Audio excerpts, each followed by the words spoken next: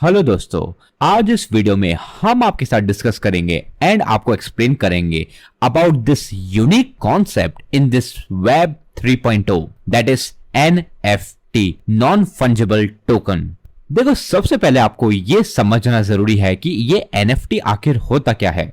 चलो बहुत simple language में आपको एक्सप्लेन करता हूं व्हाट इज NFT। देखो यार, हमारे पास अगर लेट्स सपोज एक 500 का नोट है तो 500 का नोट अपने आप में एक यूनिक है। अब देखा जाए तो वैसे 100 के 5 नोट्स की भी वैल्यू 500 होती है एंड 200 के भी 2 नोट्स एंड 100 का एक नोट की वैल्यू भी 500 होती है। But actually this note can not replace the 500 note, you know, that is unique in itself। ऐसे ही अगर हम बात करें ताजमहल की, that is the one of the 7 wonders in the world, वो भी अपने आप में यूनिक है। एंड वैसे ही अगर हम बात करें मोनालिसा की actual real and original art जो अपने आप में यूनिक है। अब आप भले ही उस ओरिजिनल आर्ट की फोटो क्लिक कर सकते हो एंड अपने अकॉर्डिंग कोई नई डिजाइन बना सकते हो, but you can't even actually replace the original art piece, right. So ऐसे ही यूनिक चीजों को गैदर करने के लिए एंड उनकी ओनरशिप डिसाइड करने के लिए एक नया कॉन्सेप्ट मार्केट में आया है, NFT। सो NFT में हम क्या करते हैं, एक यूनिक आर्ट लेते हैं एंड उसको एक असाइन करते हैं टोकन। यह टोकन का मतलब होता है certification of ownership of that unique art piece. That means ये टोकन जिसके पास भी होगा उस पर्टिकुलर आर्ट पीस का, उस पर्टिकुलर प्रॉपर्टी का, ही विल बिकम और she will become the owner of that particular property. अब देखो यार, ये ओनरशिप कोई भी यूनिक चीज की हो सकती है। लेट्स सपोज किसी ने एक सॉन्ग लिखा है, उसकी भी हम NFT क्रिएट कर सकते हैं। किसी ने कोई MS पेंट पे एक सिंपल ड्राइंग बनाई है, उसकी भी NFT क्रिएट करी जा सकती है।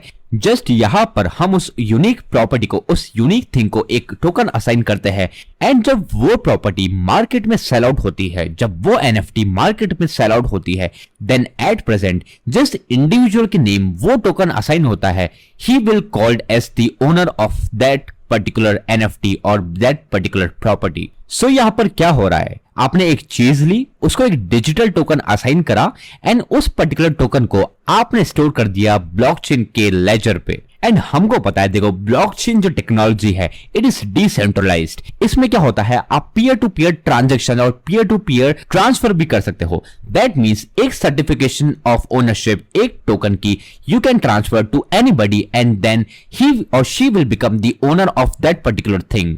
अब यार, अगर हम बात करें कि NFT का फ्यूचर क्या है, तो in real sense it is unpredictable because यार people are going so much crazy nowadays with NFT कि हमको ये समझ नहीं आ रहा कि ये बबल है या नहीं, ये कितना इसका इंप्लीमेंटेशन हो सकता है, कितना वेब 3.0 में इसका एग्जीक्यूशन हो सकता है, NFT कहां पर, कौन कौन सी टेक्नोलॉजी, कौन कौन से यूज केस में हमको देखने को मिल सकती है, इसका अभी हम लोग प्रेडिक्शन नहीं ले सकते। क्या पता NFT will become something great in gaming industry, और क्या पता कोई दूसरे इंडस्ट्री में इसके कुछ नए यूज केस आ सकते हैं।